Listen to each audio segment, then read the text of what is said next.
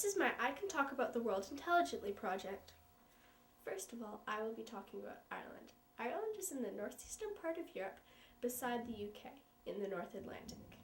Dublin, the capital city of Ireland, was originally founded by the Vikings in 988. Ireland is the only country to have a national symbol that is a musical instrument, the harp. There are many castles in Ireland.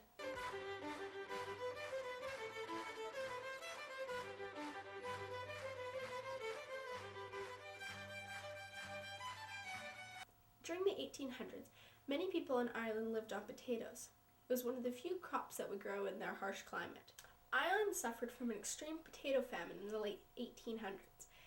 Almost all of the potato crop was wiped out. Many people died during the Great Potato Famine due to starvation.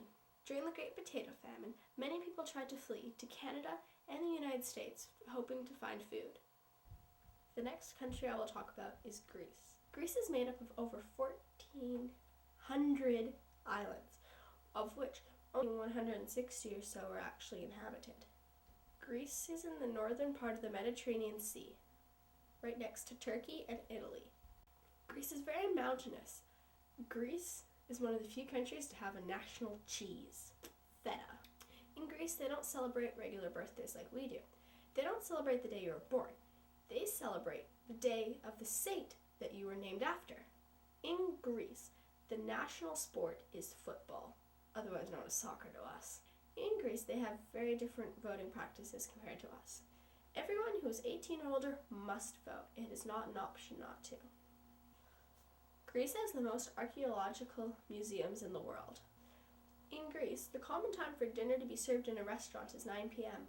Athens, the capital of Greece, was named after the goddess Athena, who was the goddess of wisdom. Greece is currently going through an economic crisis. The only way for Greece to get out of this economic recession is for them to endorse extreme bailout plans, which include extreme cuts to public services and workers' wages. Ancient Greece and ancient Rome had a very close relationship. Most of the Roman gods were modeled after the Greek gods. The next country I will be talking about is New Zealand. New Zealand is down in the South Pacific, right next to Australia. New Zealand has the most gold medals per capita of any country. New Zealand was the first country to give women the right to vote in 1893. New Zealand has a very large trading partnership with Australia due to their close proximity. New Zealand also has no nuclear power plants. New Zealand also has the most golf courses per capita. In Auckland, one of the major cities, it has the most boats per capita of any city. New Zealand has a very similar climate to ours. New Zealand is one of the least populated countries. New Zealand is a very popular place for films to be made. Some examples of this are The Whale Rider, which is a very good movie by the way, and the Lord of the Rings trilogy, and the new Hobbit movies. New Zealand's First Nations are called the Maori. New Zealand had the first commercial bungee jump, which opened in 1988. It is 43 meters tall. The next country I will be talking about is South Africa. South Africa, as the name suggests, is in the southern part of Africa. South Africa is the only country to have hosted the Soccer World Cup, the Rugby World Cup, and the Cricket World Cup. The oldest human remains have been found in South Africa. They are over 160,000 years old.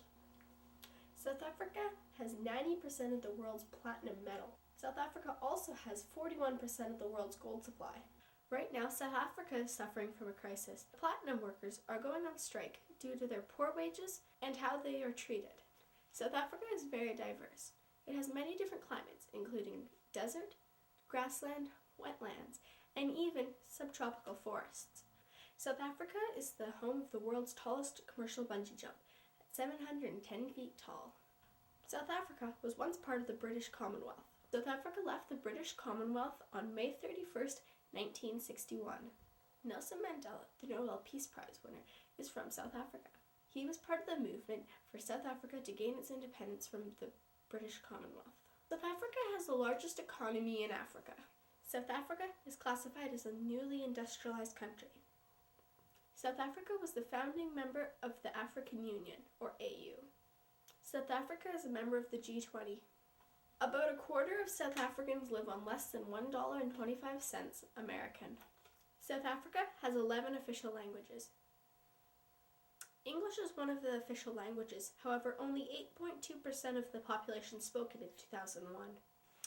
South Africa has 3 capital cities: Pretoria, which is the executive capital, Pretoria, which is the judicial capital, and Cape Town, which is the legislative capital. Johannesburg is the largest city in South Africa.